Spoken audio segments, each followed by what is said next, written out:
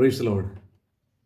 ഒരിക്കൽ അരാം രാജാവായ ബെൻഹദദ് ശമര്യയിലേക്ക് കടന്നു വന്ന് ശമര്യ ദേശത്തെ ഉപരോധിപ്പാനിടയായിത്തീർന്നു. ഉപരോധം ശക്തമായപ്പോൾ ശമര്യയിലെങ്ങും സാധനങ്ങൾക്ക് വില കൂടുവാനിടയായിത്തീർന്നു.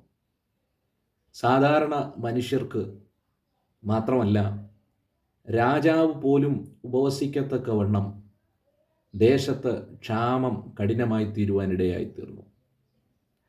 അന്നത്തെ പ്രത്യേകത എന്ന് പറഞ്ഞാൽ സ്ത്രീകൾ തങ്ങളുടെ കുഞ്ഞുങ്ങളെ പുഴുങ്ങി തിന്നുന്ന ഒരു സാഹചര്യത്തിലേക്ക് വന്നെത്തുവാനിടയായിത്തീർന്നു.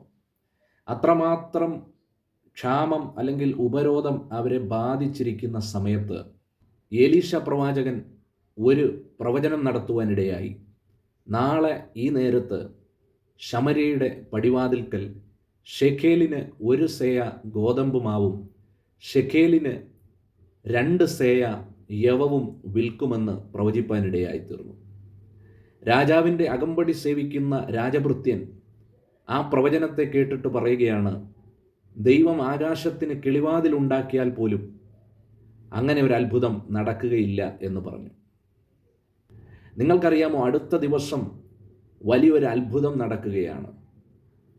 എന്താണ് അത്ഭുതമെന്ന് ചോദിച്ചാൽ, ശമര്യ രാജ്യത്തെ ചുറ്റി ഉപരോധിച്ചിരുന്ന ആ അരാം രാജ്യത്തിൻ്റെ സൈന്യം വലിയൊരു ശബ്ദം കേൾക്കുകയാണ്. കുതിരകളുടെയും രഥങ്ങളുടെയും ശബ്ദം കേൾക്കുകയാണ്.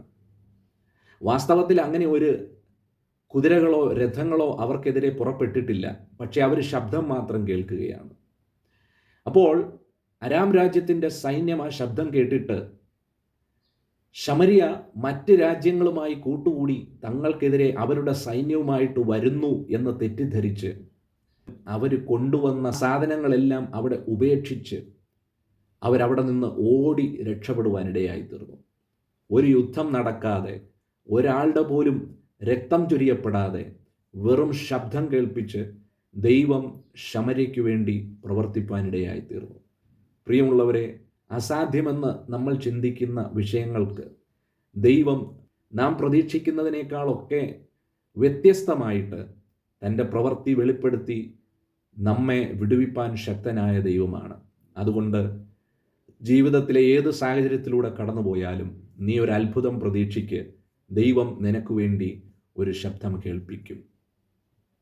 ആമേൻ.